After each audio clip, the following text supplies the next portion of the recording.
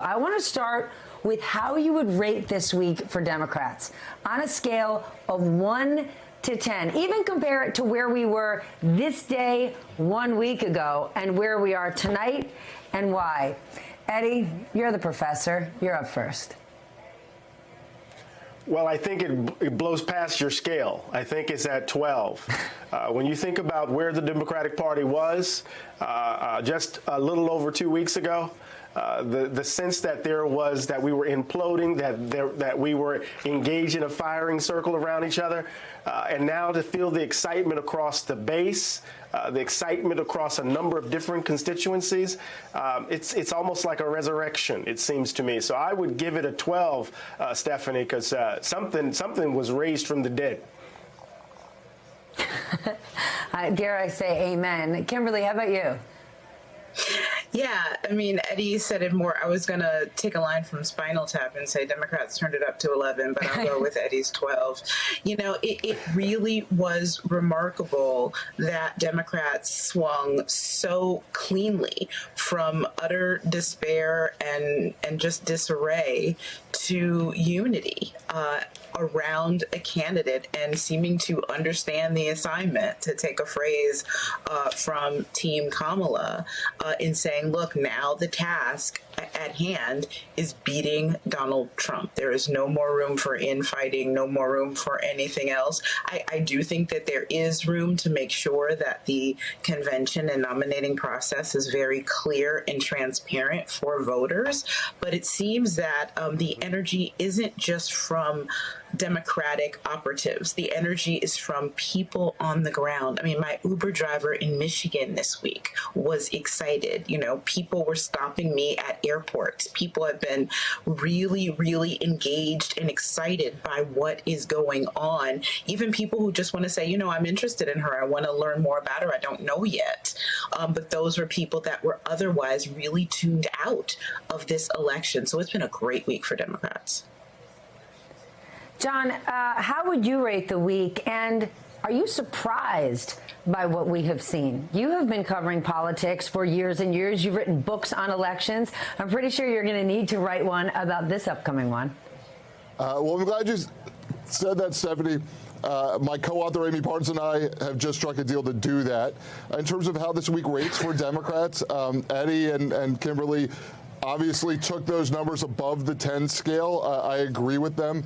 This was about as good as it could get for Democrats. A week ago, they had Joe Biden as their presidential nominee, and he was destined to lose. And I think a more important point beyond that has not necessarily been made as much, the Democrats were facing their Senate candidates and their House candidates being dragged down. They have been looking at an opportunity to win the House in this election, and all of a sudden their House candidates were seeing themselves being pulled down by Biden. And that had a lot to do with why you saw House members coming out and calling for Biden to step aside. So it's a night and day difference in terms of what the Democratic mood has been. Of course, I'm surprised. The last month of politics has been the most surprising set of events I've ever seen. We had a ho-hum rematch election. And now we have a wildfire election where anything can happen at any time. I am not surprised that Democrats coalesced behind Kamala Harris. It was going to be her if Joe Biden stepped aside. The question was how long and how painful it might have been. And I think they decided after those terrible 3 or so weeks that they really wanted to come together fast. Kamala Harris is not running in a primary where Democrats have to decide whether they like her better than other Democrats. They just have to decide that they like her better than Donald Trump. And they like a lot of things better than Donald Trump. And in this case, you've got this contrast of Kamala Harris, who is energetic and exciting and historic as a candidate, versus Donald Trump, who all the Democrats hate. So I'm not surprised they came behind her, but I am surprised by all the other turns of events. Pete, what do you think? Sure, I'll go with the 12, too. I think she had one of the best weeks any presidential candidate has ever had. I think she's just been pitch perfect. Two things happened. I mean, one was that Democrats were able to attach themselves because of Joe Biden's decision to a candidate just who was fatally flawed, and they would have lost in landslides. That was one part that was really important. The other is just how Kamala Harris stepped up and how well she has done. Fundraising is going through the roof.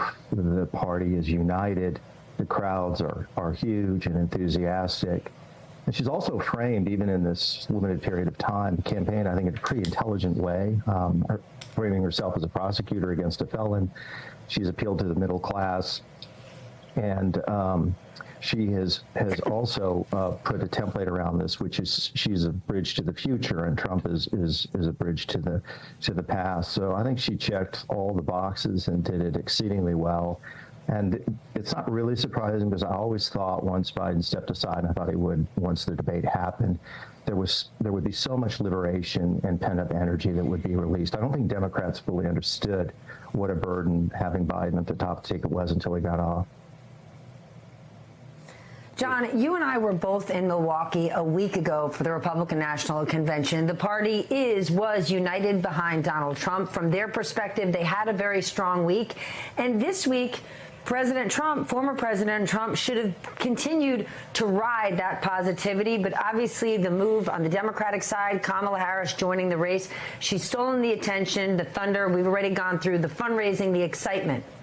Is that going to be that mojo that she has, what we'll see for the next 100 days? Or was this week the honeymoon and the real campaign is about to start and it's going to get ugly? Yeah, well, I don't know whether she'll be able to sustain what she's had over the last couple of days. I think it'd be hard for any candidate to do. But I think what we had when we were at the Republican convention, a little over a week ago, was candidate Trump, who was in position to win, so well positioned to win that he picked a vice presidential candidate who doubled down on MAGA, J.D. Vance, and I think we're probably going to talk about him a little bit more tonight. But now what you've got is more of what you would have expected as a traditional close contest between a Democratic candidate who has unified her party and a Republican candidate who has largely unified his party. And so we're back at kind of where we were at the beginning of this election cycle. And that's a shock to Donald Trump, who believed just a week or so ago that he was cruising to a new election. Here's what's interesting, Kimberly. It is now a very short window for Harris to get the nomination, reintroduce herself to voters, and race to the election. Is that a good or bad thing? Because for the last few days, we've been thinking, oh, my gosh, she doesn't have enough time. But last night I was talking to Matthew Dowd and said it's a very good thing. If she had been out there all of these months, it would have been prime time for Republicans to really come after her. The short window is to her benefit. I think that is true. Listen, I was talking to somebody who just became a nationalized citizen and is voting in this election, but who came from Europe. And it was just like, what is with Americans with this years-long election cycle? We do these things in 5 weeks. We get it done. Because when you drag it out, people get tired. They get weary of it. But as you said, it gives an opponent that much longer to try to define someone. And it really doesn't take that much time in this particular election to really spell out what the contrast is here.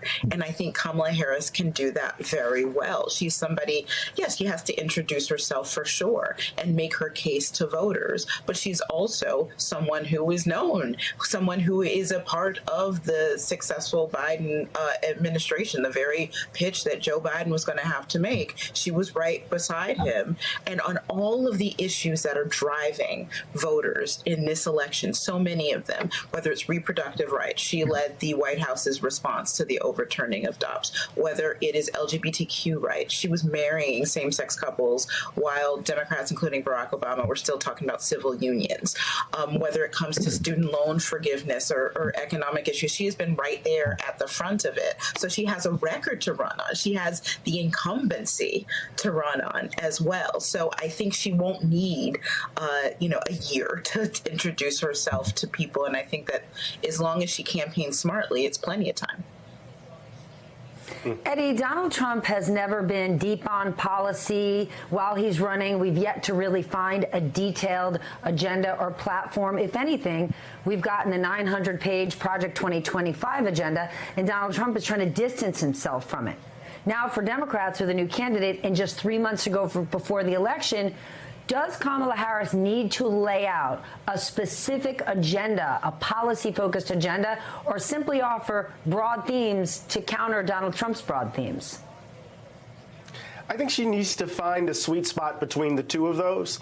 You don't want to, you just want to taste the delicious cake. You don't want to just be given the details of the recipe necessarily, right? But you do want to know what's in it. So I think she needs to find a delicate balance here so that folks can have substance as well as be able to digest fairly quickly the tasty part of her policy positions, right? So I think that's important. But I just want to say this really quickly, Stephanie, that I think this is really important. We're in the middle of a kind of backlash.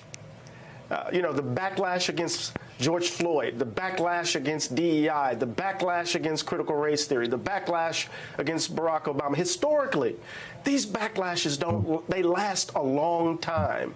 You think about the end of radical Reconstruction, that darkness doesn't end until Brown v. Board in 1954.